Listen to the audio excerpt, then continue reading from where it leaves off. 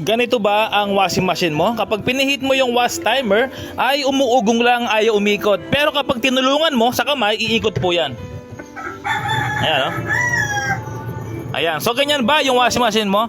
Kapag hindi mo siya tinulungan, ay hindi po siya iikot. Ayan, no? Wala na naman. Ikot natin. Ayan. So, mga ka-repairman, kapag ganyan ang problema ng washing machine mo, tulungan mo bago umikot. So, ganito gawin mo, no? Off ko muna. Unplug natin. Tapos, sa likod, kalasin natin, no? Para malaman natin yung possible na problema.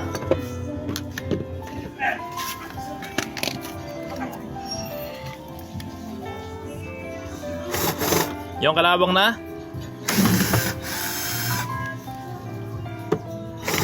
Yung kalawang na.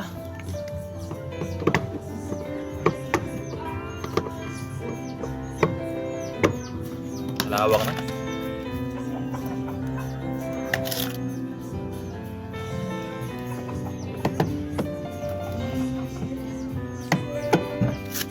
Kapag kalawang na, hindi na kayang Phillips screw, kuha ka ng plies na dahan-dahan lang.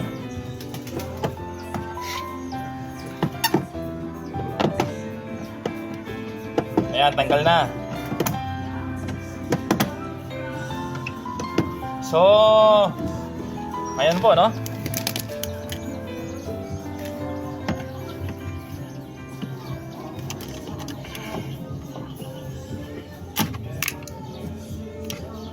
Ito, mga ka-repairman, no, legit. So, ito po yung problema, kapasitor, lumobo. Ayan, no? Ayan po yung ebidensya, lumobo. No, hindi na po kailangan natin i-tester dahil kitang-kita na po yung ebidensya, no, kapasitor yung may problema. Ayan, no, lumobo. So ngayon, ito po yung linya ng kapasitor ng washing machine. Yung may guhit na white, blue, tsaka red, yan po yung linya ng dryer, okay? Yung may guhit na white, blue tsaka red, so ibig sabihin ito po yung linya ng dryer. Ito po, blue tsaka red na walang guhit na white, ito po yung linya ng washing machine. So ito po yung putulin natin. Sagad na natin, no? Dahil na wala na po yung kapasitor ng washing machine. Ito po yung may problema. Ayan. So ngayon balatan natin. Ayan. Tapos kuha tayo ng kapasitor. Ito mga ka-repairman, kapasitor. Nakamukha niya same value. Kung ano yung value ng kapasitor ng iyong ipapalit, ganun din po, no? So value ng kapasitor ng washing machine 9.7, no? 9.7 UF or 9.7 microfarad. Ito naman yung kapasitor ng dryer, 3.8 microfarad, no? So bali, ito naman, nasira po yung kapasitor ng dryer. Ito po yung kapasitor ng dryer, yung may white sa gitna, red tsaka blue, nasira na po yan. So ito naman yung kapasitor ng washing machine, good po ito. Okay? So kahit baliktad yung pagkakalagay, okay lang. Kahit yung red mapunta sa blue, okay lang, no? Walang problema yan, kahit balabaliktad. Basta huwag lang magkadikit-dikit.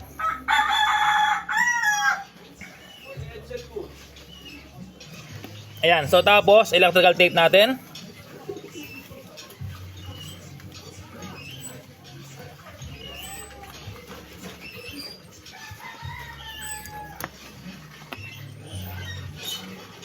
Ayan, pati kabila.